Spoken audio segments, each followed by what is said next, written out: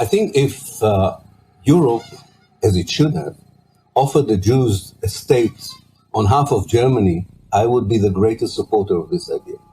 I think that would be a real good compensation for centuries of anti-Semitism and the Holocaust.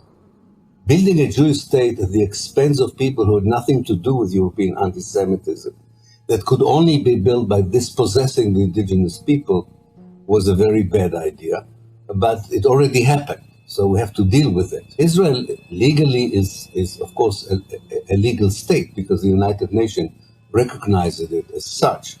Is it a legitimate state? That's a different question. And even more important is to look at legitimacy as something that is not just a statement. It is something that you have to gain in order to survive. It's not legitimate in the eyes of the people it dispossessed and now genocides. It's not legitimate in the eyes of the region which it invaded.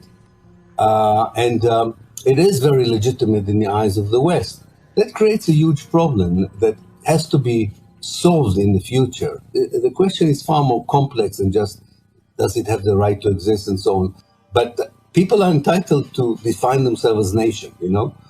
If penguins in Greenland want to be a nation, we won't deny them the right to be a nation. The question is, what is the price of this definition?